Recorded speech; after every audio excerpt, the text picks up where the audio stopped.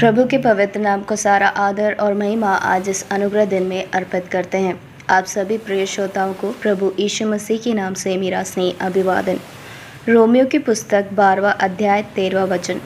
पवित्र लोगों को जो कुछ आवश्यक हो उसमें से उसकी सहायता करो, पहनुवाई करने में लगे रहो। पढ़े गए अनुग्रहित वचन से सहभागिता विषय लेते हुए आज के मनन के लिए प्रभु के शरण में आए। बहुत ही अर्थ रखने वाला पद है सहभागिता या संगति। नए नियम सभा के लिए सहभागिता एक प्रबल शब्द है। पुराने समयों में जब आराधना में जाना होता था या उपवास प्रार्थना में जाना होता था तब इस पद का प्रयोग किया जाता था।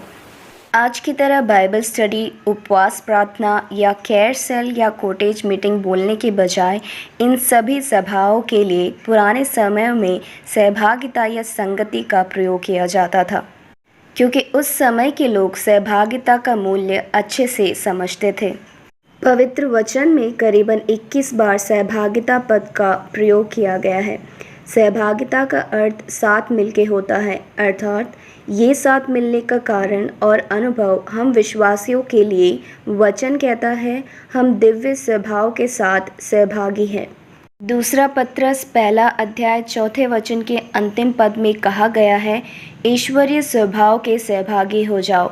इब्रानियों 3:14 में इस प्रकार कहा गया है, क्योंकि हम मसीह के भागीदार हुए हैं यदि हम अपने प्रथम भरोसे पर अंत तक दृढ़ता से स्थिर रहें।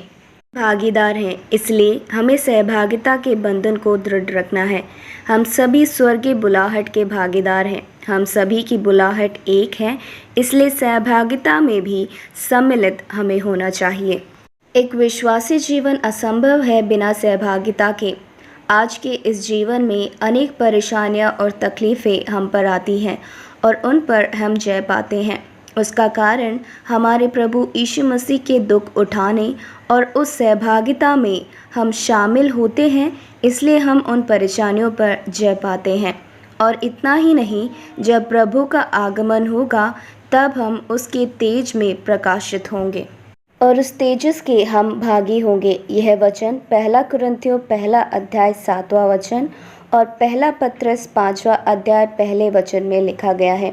इसलिए यह सहभागिता हमारे अंदर है, उसी की सिद्धता आज हमारे पढ़े गए वचन में हम देख पाते हैं कि जो पवित्र लोग हैं उनकी आवश्यकता में हम सहभागी और सहायता करने वाले हों। वचन सीखने वाला शिष्य वचन पढ़ाने वाले गुरु की भौतिक आवश्यकताओं में सहभागिता दिखाते थे और नए नियम की सभा इस नियम का पालन किया करती थी। सभा के सेवकों की सहायता करती थी और यही सहभागिता का बंधन उन्होंने स्थापित किया। प्रभु की सेवकाई में दूसरों की आवश्यकताओं को समझ के सहभागिता में उनकी सहायता करना। सभा की आवश्यकताओं में दूसरी सभाएं एक दूसरे की सहायता किया करती थी। मकिदुनिया और अखया के लोगों को यह अच्छा लगा कि यरूशलेम के पवित्र लोगों ने निर्धनों के लिए कुछ चंदा किया। इसी प्रकार वचनों में लिखा गया है कि पवित्र लोगों ने निर्धनों की सहायता की। रोमियो 15:26, 2 कुरिन्थियों 8:4 और 9:13 में इस प्रकार लिखा गया है। इसलिए प्रियो, इस अनुग्रहित वचन से इस सुबह अपने आप को हम परमेश्वर के हाथों में अपने आप को समर्पित करने पाए।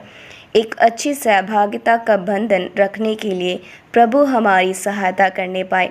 सभा के साथ, भाई बंधुओं के साथ, प्रभु के सेवकों के साथ अच्छी सहभागिता करने में प्रभु हमारी सहायता करने पाए।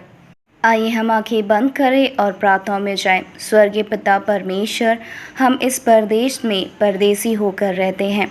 आपने हमें छुड़ाया और हमारी रक्षा की।